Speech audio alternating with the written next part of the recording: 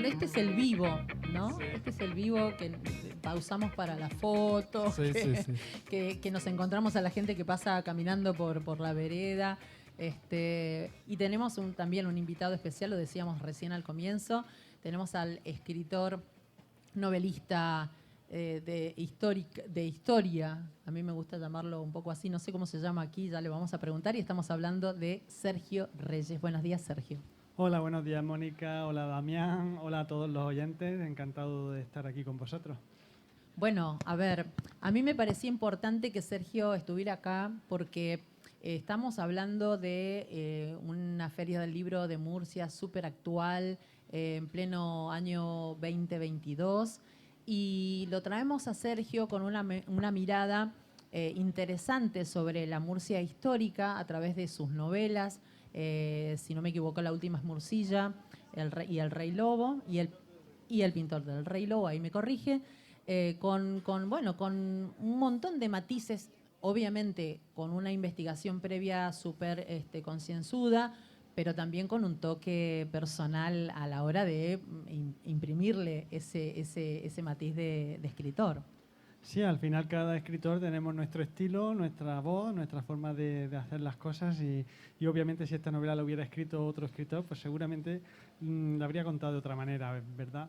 Y sí, la verdad es que lleva mucho trabajo de investigación. Entre investigar y escribir la novela, pues he tardado unos 4 o 5 años, porque sí quería documentarme muy bien, no dejarme nada sin atar, que no se me escapara, yo que sé, que un personaje que yo diga que un día está en Murcia, que ese día, por lo que sea, estuviera haciendo algo en Córdoba y hay algún documento donde eso esté acreditado.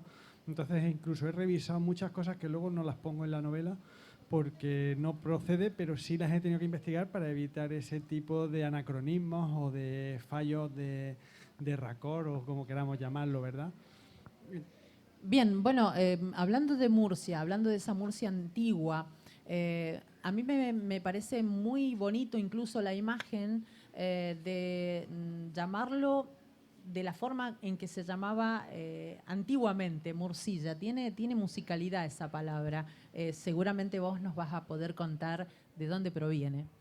Sí, bueno, se escribe Mursilla con una Y o con dos Y, depende del historiador al que leas. Hay algunos que lo utilizan de una manera y otros de otra. Por eso, las dos novelas que tengo, una de ellas, en la primera, le puse las dos Y con toda la intención de recordar a esos autores, a esos historiadores, y en la segunda le pongo solo una Y. Y además así se distingue un libro del otro también. Y luego lo que es la pronunciación, sí que es cierto que aunque nosotros tendemos a leerlo pues como castellano parlantes que somos, tal como está escrito, Mursilla, realmente la Y debería ser como una I más, y entonces la lectura sería como una I alargada y entonces sería Murcia, algo así. Que es como se diría antiguamente. Es el nombre con el que en el Al-Ándalus se conocía a la ciudad de Murcia, ¿no? La ciudad de Murcia que fue fundada en el siglo IX y que por orden de Abderramán II, y cuya fundación es el argumento sobre el que gira la otra novela, el Talimán del Yemení, y en la que luego el Rey Lobo establece su capital cuando se pone a gobernar. Eso fue ya en el siglo XII, en el año 1147, y al establecer Murcia como capital, pues se le ha dado a esta ciudad a nivel histórico posiblemente su periodo más glorioso, de más poder. Posiblemente no haya habido nunca un reinado tan potente como el suyo. Un siglo después sí que estuvo Abenhud, que incluso tuvo más territorio, pero quizás, aunque tuviera más territorio, tuvo menos poder, menos fuerza como gobierno. A ver, sin duda es un periodo histórico muy, muy rico y muy interesante, tal vez no tan conocido como tal vez en otras partes del Andaluz y de España en general. Justamente ahora estamos en el Museo de las Claras, donde se puede visitar y hablar sobre esta historia. Pero lo que te quería preguntar es, ¿por qué tú eliges contar este fragmento de la historia y estos personajes de tanta historia que hay por aquí? Bueno, pues te voy a decir primero lo que se suele decir en las típicas entrevistas de me encanta que me hagas esta pregunta. porque es verdad que me encanta, no es una frase hecha en este caso. A mí me gustaría destacar que a mí Murcia, pues claro, cuando yo me puse a buscar información, me ha sido muy fácil encontrar información siempre a lo largo de mi vida sobre los periodos a partir de la llegada de Alfonso X, Jaime I, pero de lo anterior pues era mucho más difícil. A veces daba la sensación como si incluso se quisiera ocultar o esconder, ¿no? Por suerte eso está cambiando mucho. Ahora mismo hay mucha gente interesada en el periodo andalusí de la ciudad de Murcia, pero sí que yo te estoy hablando de hace más de 20 años, porque yo este proyecto de estas novelas, yo ya lo empecé a pergeñar pues aproximadamente en el 2001 o 2000, y estamos en el 2022, por tanto hace más de 20 años que yo llevo pensando en hacer todo esto. Por varios motivos no he podido hacerlo antes, hasta 2016 no ha salido la primera de las dos novelas. Y viene también porque soy muy lector, me gusta mucho leer, soy muy aficionado a la novela negra, pero también a la histórica. Y llegó un momento que leyendo novelas históricas vi que no encontraba esa información sobre Murcia en ningún sitio. Es decir, yo leía novelas históricas y estaban ambientadas en Madrid o en Barcelona o en Londres, pero no había una novela histórica que me contara cómo se fundaba Murcia. Entonces me puse a buscarla y al no encontrarla, pues ya me vi obligado a investigar en vez de con novela histórica, con libros de historia pura y dura. Y cuando ya empecé a tener cierta información, me planteé la posibilidad oye, es una pena que una ciudad como Murcia, que es una ciudad importante dentro de España, creo que es la octava más poblada ahora mismo, no tenga una novela histórica que cuente cómo nace esta ciudad, cómo se funda, cómo se empieza a construir desde cero, ¿no? Y eso es lo que me impulsó a escribir el Talismán del Yemení. Y una vez metido en este mundo andalusí, pues hay 3 momentos importantes para mi entender, para mi gusto, y bueno, yo creo que para cualquiera que conozca un poco la historia de Murcia dentro del periodo andalusí. Tal vez la fundación a priori no sea tan importante, salvo por eso, porque sin esa fundación no existiría lo de después. Y luego está el reinado del rey Lobo, y que lo quería novelar también, y ahora estoy trabajando en novelar el periodo del otro rey que también fue potente, que he comentado antes, Imhud o Abenhud, como queráis llamarlo. Bueno, evidentemente salió del closet, en este caso literario, porque una vez que largaste esa primera novela, no has parado. De hecho, bueno, ya tenés una ahí esperando también en ser publicada, ¿no? O al menos terminada. Trabajándola, ahí está. Entonces, bueno, me parecía importante que Sergio estuviera acá justamente por ese toque, ¿no? Porque con artista con el que hablo, de todas las disciplinas, siempre recae en lo mismo. La gente, incluso hasta de mismo Murcia, no termina de valorar todo el patrimonio histórico que tiene, y en este caso vos lo aflorás, y vamos a hablar, y quiero que me des algunos detalles de la segunda novela, Murcilla y el pintor del Rey Lobo, que bueno, me imagino que trae ahí unos condimentos súper interesantes. Pues sí, precisamente la semana pasada a la vez que estaba la Feria del Libro funcionando, hubo un congreso aquí en Murcia y en Granada. Era unos días, las jornadas eran en Murcia y otros en Granada, sobre la época andalusí, de toda esta zona del sureste y de Granada también.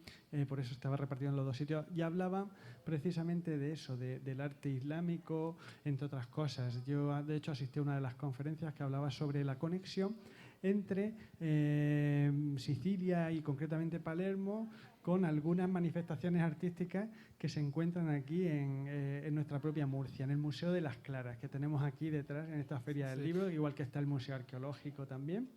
Bueno, pues en ese Museo de las Claras es una de las manifestaciones, posiblemente una de las más importantes a nivel mundial, de pintura antropomorfa, elaborada por pues por una cultura musulmana que no suele darse a ese tipo de pinturas. Son más motivos florales, motivos geométricos, pero no motivos antropomorfos, ni zoomorfos, ni animales, ni nada. Y aquí tenemos a esa famosa flautista, por ejemplo. Esa famosa flautista que podemos ver en Las Claras, pues es uno de los acicates que a mí me impulsó a que este Mursilla se titulara El pintor del Rey Lobo, ¿no? Para contar la vida de la persona que pudo pintar ese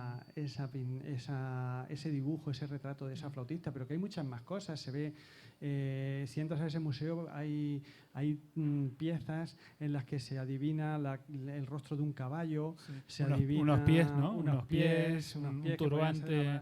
hay un turbante con la ceja de la persona. Esto que parece, ¿no?, una anécdota, es muy importante porque tengo entendido que los musulmanes no se dedicaban a ese tipo de pintura por una cuestión también de ética suya, que era tratar de no llevar al ídolo, de no idolatrar una imagen evitar humana. la idolatría por un lado. Entonces sorprende que en épocas musulmán haya este tipo de pintura. Y decías recién también que conecta con Palermo. Sí, en Italia. Sí, hay investigadores, historiadores y arqueólogos que han encontrado cierta relación con la Capilla Palatina de Palermo, en la que algunas de las figuras que se ven ahí pues tienen unas similitudes muy, muy grandes, muy importantes con las que aparecen aquí. No parece que sea casualidad por el tipo de similitudes que tiene.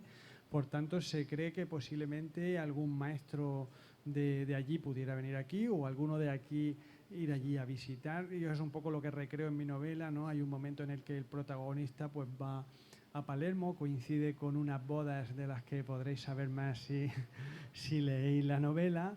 No quiero hacer demasiado spoiler, pero... Y luego podemos encontrar muchas más cosas. En el Museo de las Claras hay una lápida que en la traducción, la lápida obviamente está en árabe, pero la traducción habla de que es la hija de Sad, era el nombre del padre de Muhammad ibn Mardani, del Rey Lobo.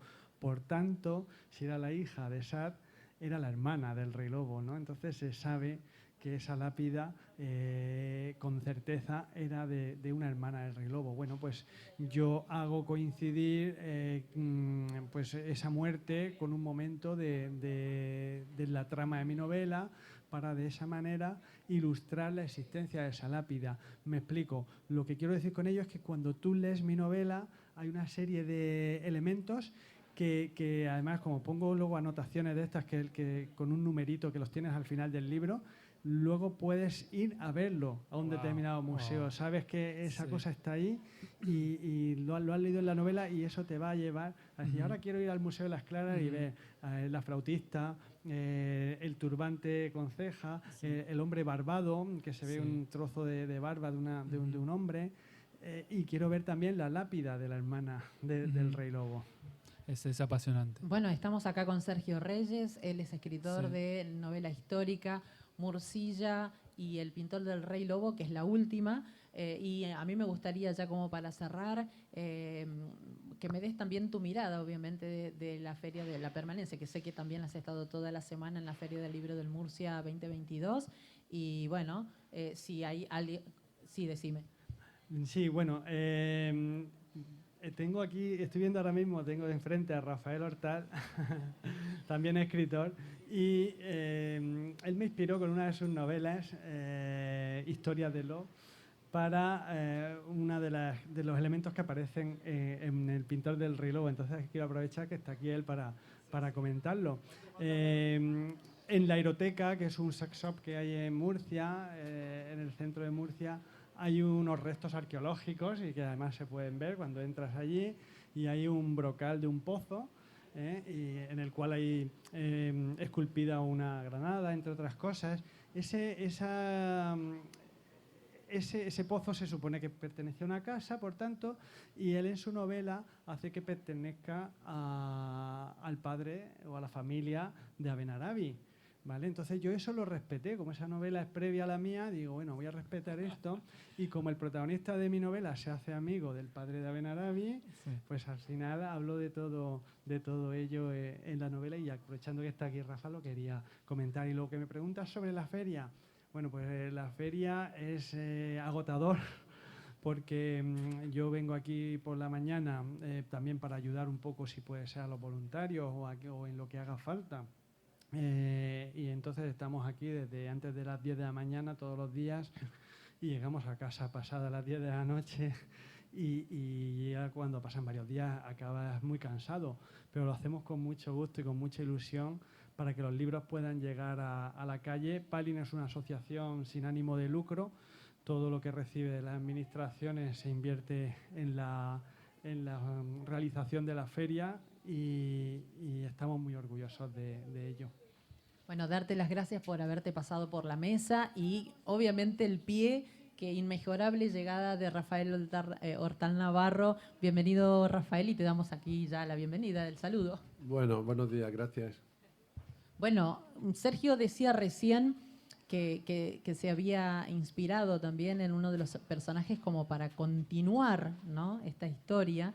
Y acá estamos entre amigos. A mí me gusta esto que está sucediendo ahora porque pasa por la calle, se detienen y una foto y entran aquí a la caseta de prensa de donde estamos transmitiendo hashtag lo que se viene y nos encontramos en este caso hablando de un personaje de Sergio Reyes que lo inspira Rafael Hortal Navarro, pero Rafael tiene también otra vueltita de rosca muy interesante que tiene que ver con lo erótico y le dejo el micrófono.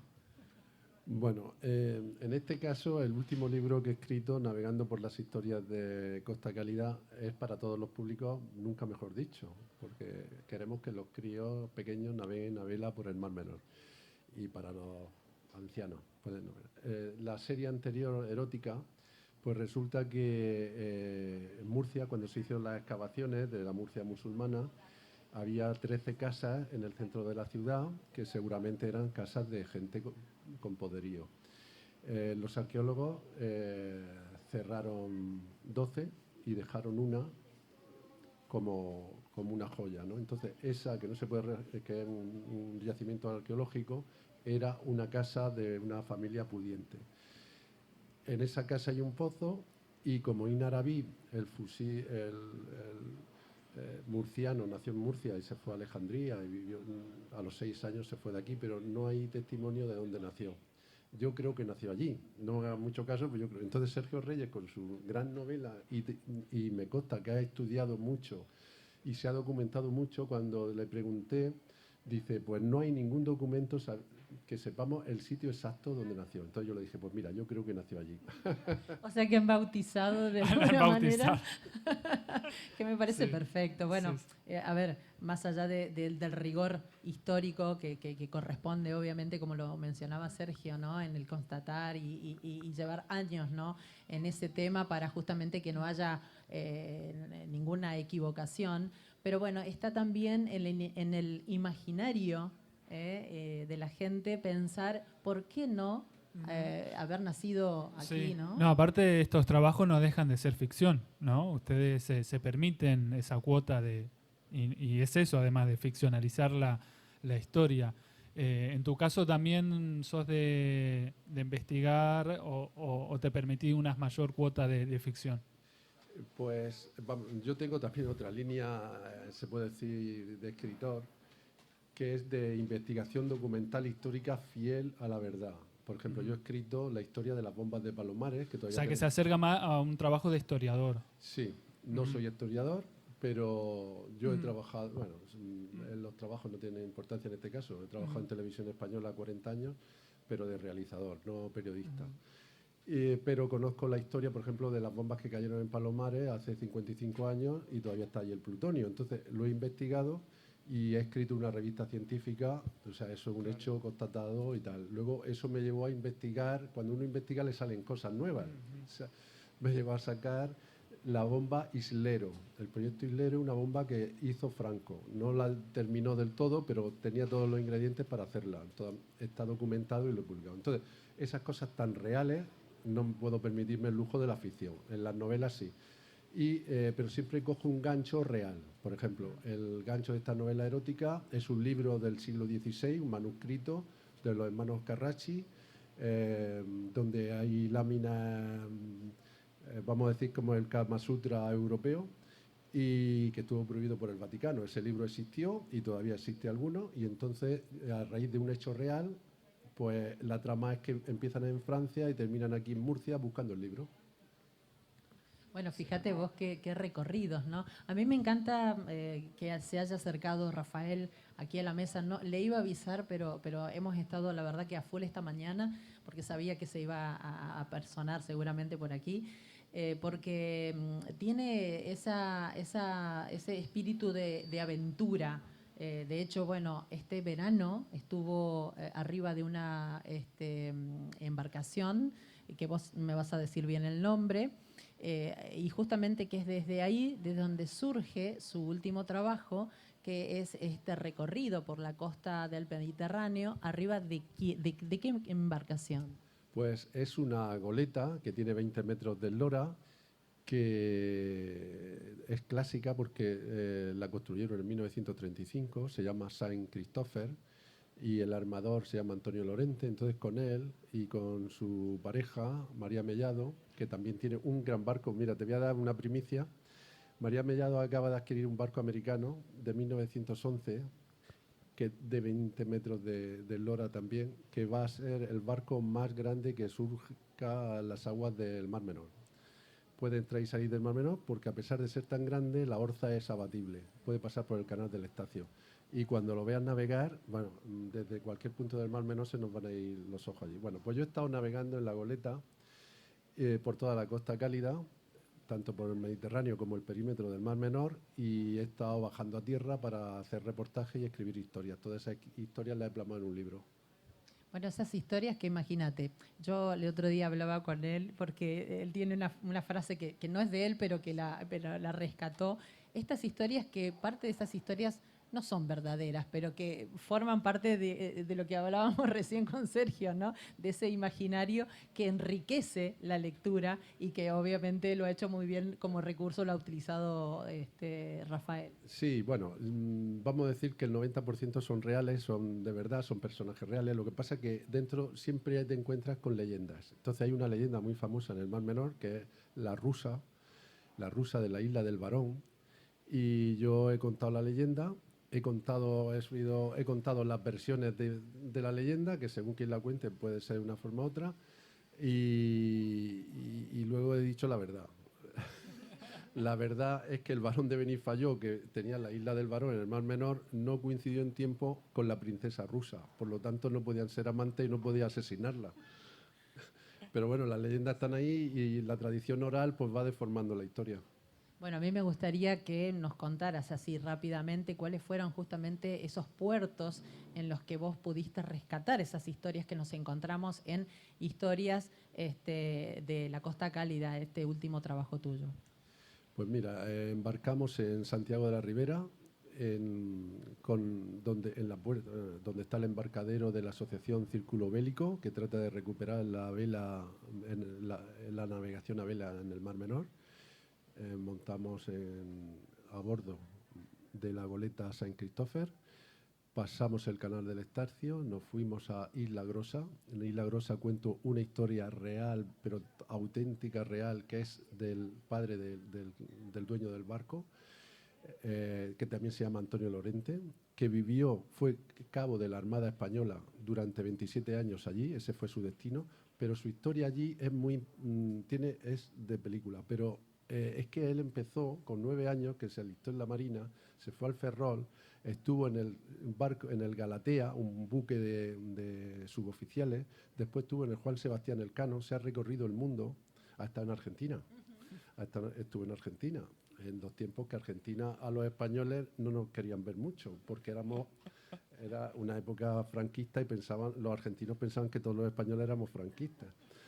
Eso lo cuenta él, ¿no? Entonces el tiempo cambia, la situación se ve diferente, pero bueno, es una historia real de un hombre que ha vivido mucho, muchísimo, y está vivo todavía, tiene 93 años. Entonces, cuando él cuenta que con tormenta ha estado 5 horas reparando una vela en el mástil del Juan Sebastián Elcano con las manos ensangrentadas, pues yo me pongo a temblar, digo, pues vaya vida, ¿no? Eso es una de las historias reales. Bueno, esa y muchas más que imagínate. Esta es la primera que él menciona. Sí. Imagínate todas las muy buenas historias que nos podemos encontrar en este último trabajo de Rafael Hortán Navarro, que el año pasado, te jubilaste el año pasado, ¿no? Me jubilé realmente el año pasado. He estado un tiempo prejubilado. Claro, pero a lo que me refiero, que viste que, bueno, Sí. dice ahora voy a descansar, voy a... No, lo ves en absolutamente todos lados, haciendo cosas en la radio. Bueno, lo mencionaste recién, has trabajado muchos años en la televisión, pero esta pluma que tiene, a mí me gusta esa faceta del erotismo, porque lo hace obviamente con una delicadeza total, y también se anima a estas cosas, ¿no? Sí, de aventura y demás. Quería preguntarte eso, si, viste, uno cuando abre una puerta que le entra y le gustó, sigue abriendo más puertas. Entonces este tema de aventurarse, de subirse a una embarcación, ¿hay planes a futuro de algo parecido? De, no sé, irse a un viaje a un sitio que nunca habías pensado o algo similar. Yo soy uno de los socios fundadores de la Sociedad Geográfica de la Región de Murcia. Actualmente soy el secretario. Se fundó hace 12 años. Todos mis compañeros de la Junta Directiva eran aventureros, pero aventureros que han viajado por el mundo. Uno ha viajado por todos los sitios más difíciles del mundo en bicicleta, los desiertos de todos los continentes, las montañas. Incluso tiene el récord de subir en bicicleta a más altitud en el monte en África, en el Kilimanjaro. Luego tenemos una compañera que ha cruzado el Atlántico a vela en solitario. O sea, todos eran grandes aventureros. Y yo le dije, vamos, cuando pensáis en mí para ser de la Junta Directiva, si yo no salgo de la región de Murcia. Entonces me dijeron, pero te conoces muy bien la región de Murcia. Entonces la región de Murcia es pequeña, pero tiene muchas cosas. Uh-huh. Y es un pequeño continente. Tenemos 2.000 metros de altura, Moratalla, tenemos el Mar Menor, tenemos mucha profundidad en Cabo de Palos. Uh-huh. O sea, nos falta un poco de nieve, pero... pero en los picos hay. En Caravaca. Sí. Se Respuña. Sí, en el campo de San Juan nieva primero. Y bueno, tenemos un poco de todo. Entonces es una región pequeña, pero una gran región que es muy para explorar. Entonces yo conozco, te puedo decir, kilómetro a kilómetro. Entonces, fuera de la región, pues sí me gustaría viajar más, pero...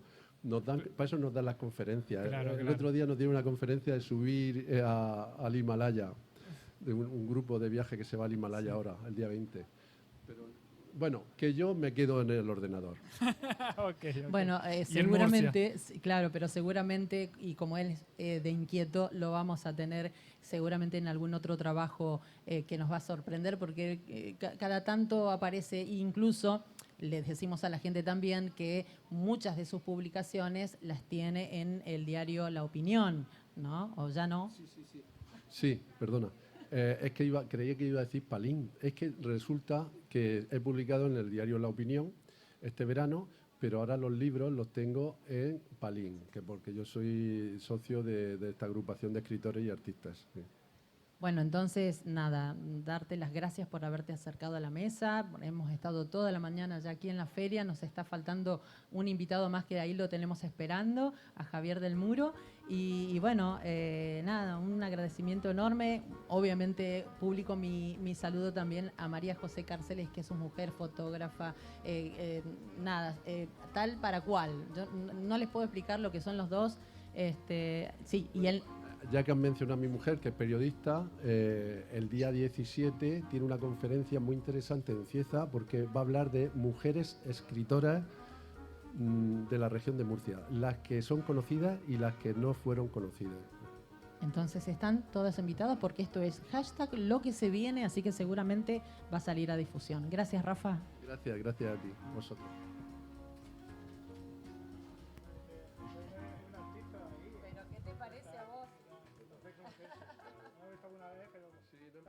Estamos todos por las redes.